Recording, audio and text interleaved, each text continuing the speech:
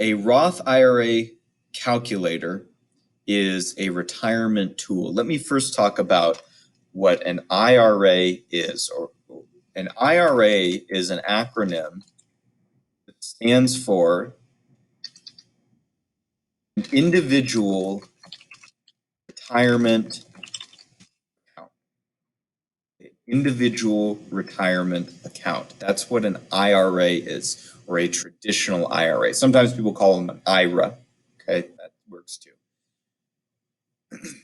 Now, an individual retirement account allows someone to place their money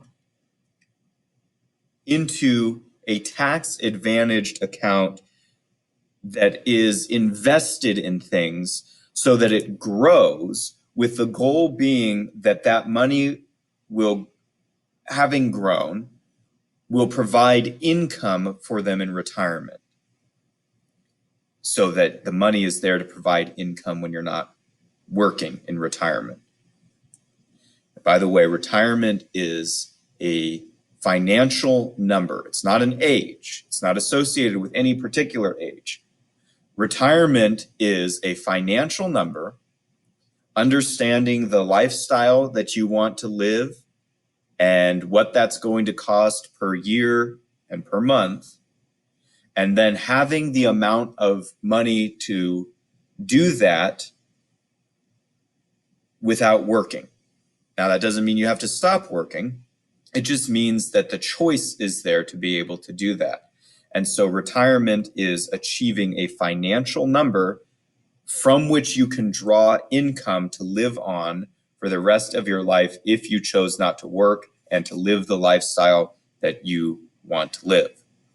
Okay, so retirement can be at really any age, but you have to adjust your plan accordingly.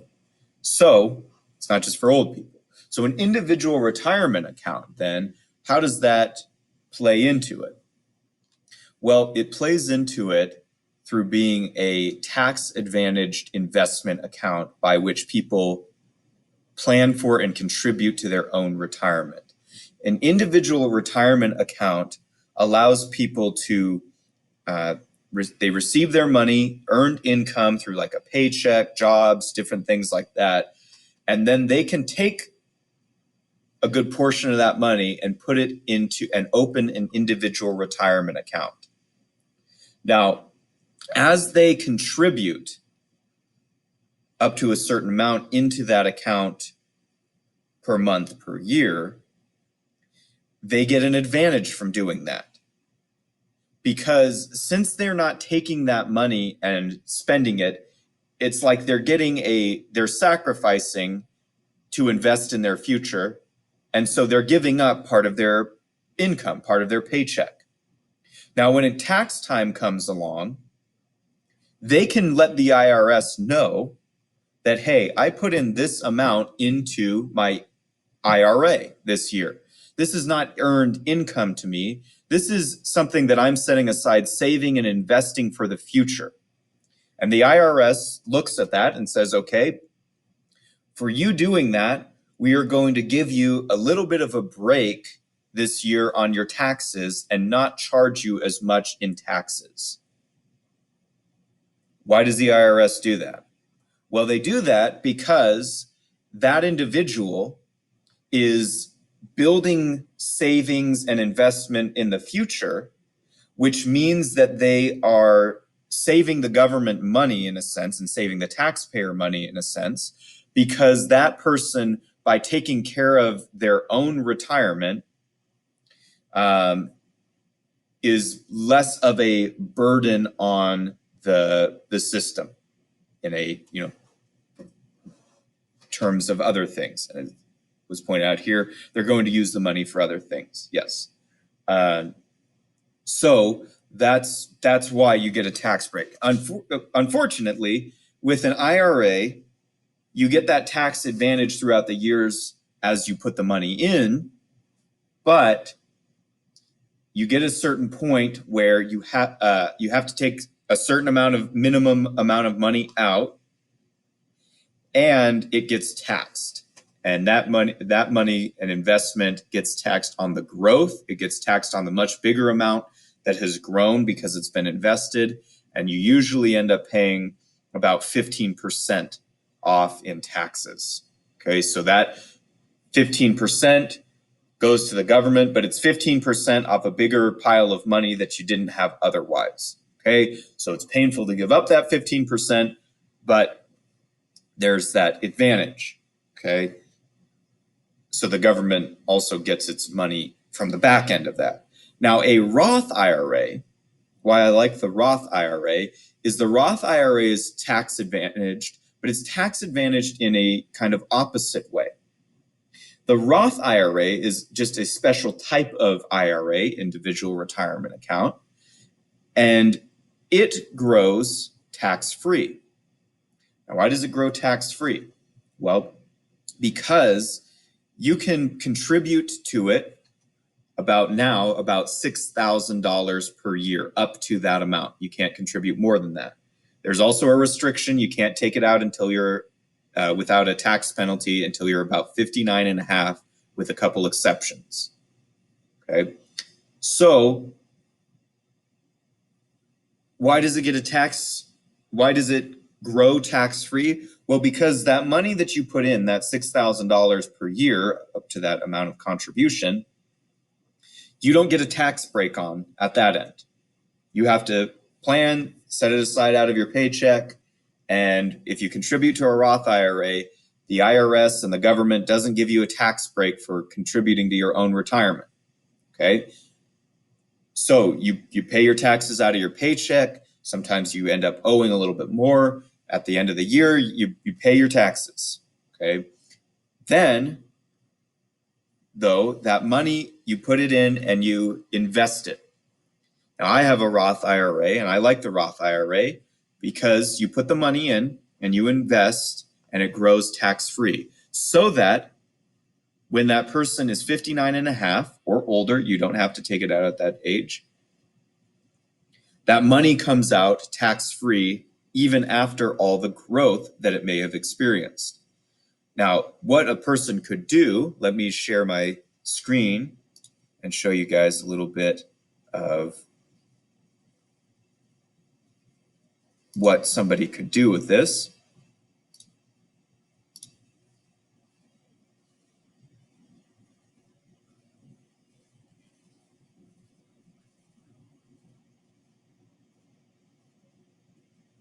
Okay. Actually, let me just do this real quick, make sure I'm sharing the correct window.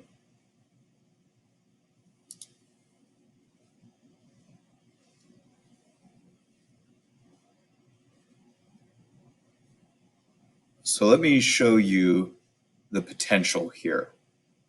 I personally have a Roth IRA. Let me show you what someone could do. So 18-year-old may not be ready to invest yet. They may not have earned income yet. They may not have a job yet. But even if you have, just any type of earned income, you usually, and you're 18 years old, you can open, even if you're not 18 years old, sometimes the parents can open with you a custodial account that's in your name. But if you have any type of earned income, you can usually open up a Roth IRA account. Okay. Now, let me show you the potential here. Let's say that there's an 18-year-old, took my class. Oops, there's a network connection here. All right. So 18-year-old may not be quite ready to invest yet. All right. That's fine. What an 18-year-old should focus on, they could start investing. That would be great too. But what they should focus on is, number one, getting in control of their money through a monthly budget.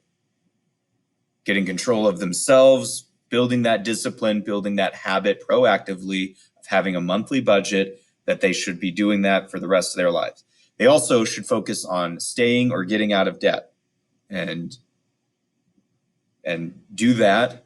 They should focus on, whatever education or competency they're going to need to give them the skills and certifications to do the job that they would like to do.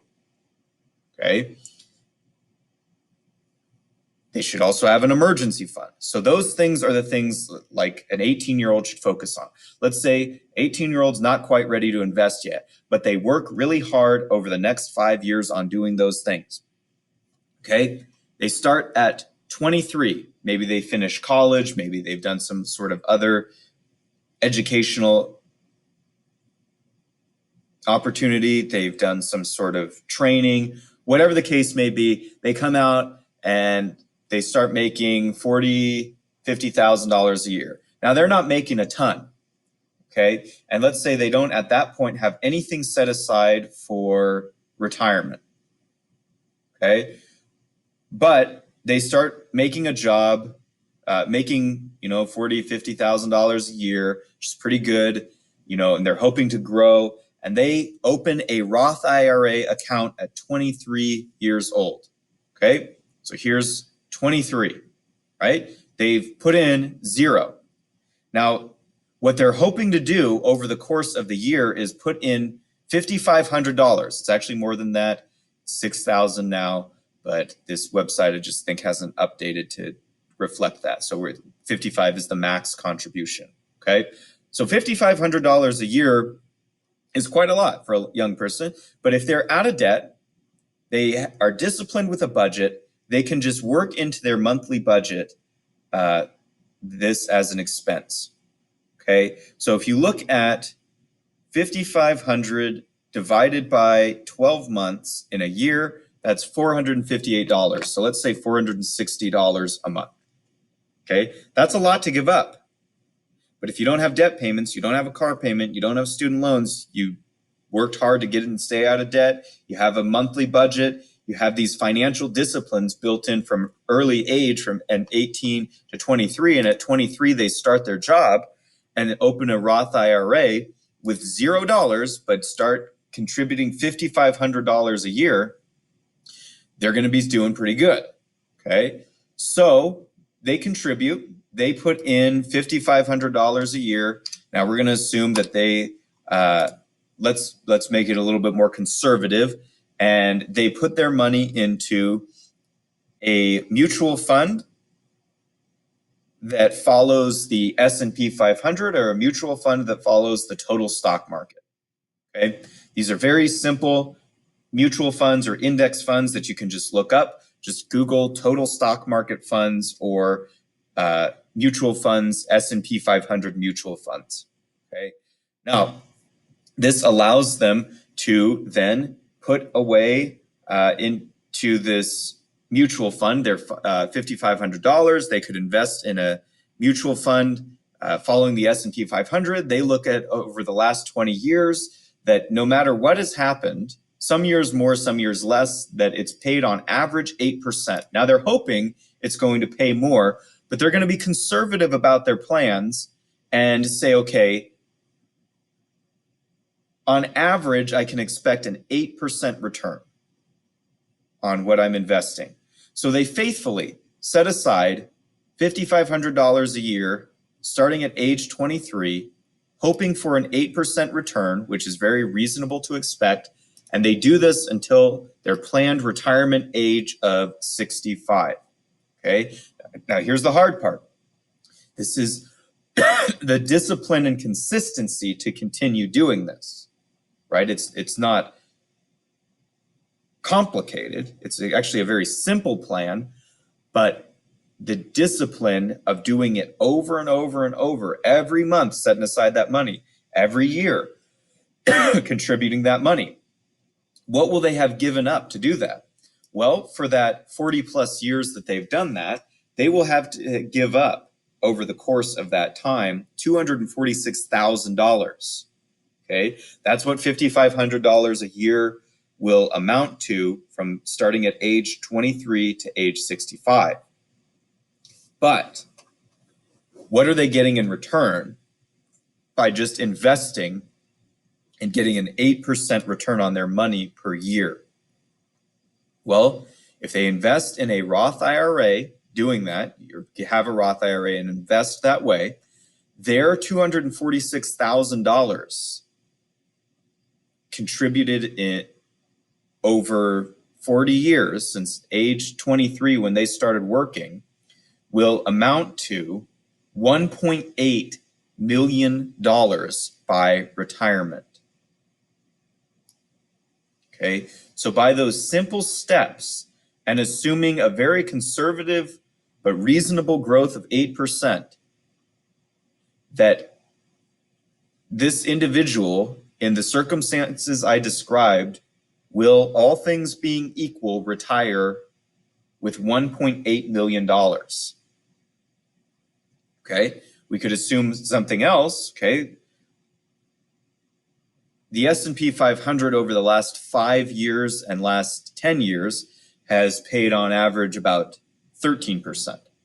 So instead, let's look at a 12% growth instead of 8%. So they're hoping for 8%, and some years it'll do more, some years it'll do less, but some years it'll pay, maybe it pays more than that. So they continue the same plan, but there's actually a greater growth. At that point, the money that they're sitting on is $5.9 million by the retirement age of 65. Okay, you can adjust these things and say, okay, well, maybe they want to retire a few years early, retire at 60. Okay, 12%. Well, let's look at 8%. Still 1.2 million. 12%. 3.3 million. Okay. Yeah, plus 4% does make a huge difference. Yeah, that adding of 4%. So, you're hoping to get at least this, and that's very reasonable to assume. Okay, and we say 65. But even so, if you did this, you'd be okay. You'd still retire with $1.8 million. If it does this, now you're at $5.9 million, retiring a multimillionaire by age 65. And this is just one retirement account option. This doesn't mean that this is all your savings. This doesn't mean that this is your only avenue for investing. For example, I have a Roth IRA that's just invested in an S&P 500 index fund that just follows the S&P 500, which is several companies, and it's the symbol for it is VFIAX. Okay. Just this one account, but that's not my only investment account. I can invest in those same things other ways too. Now, it doesn't have the same tax advantages and restrictions, but this is just assuming this one account. So you don't have to be a financial and investing genius. You don't have to be a professional.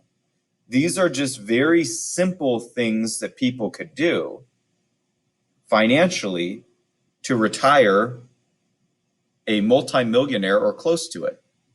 So when I talk about becoming or retiring a millionaire, it's not just talk, but it also doesn't happen by accident.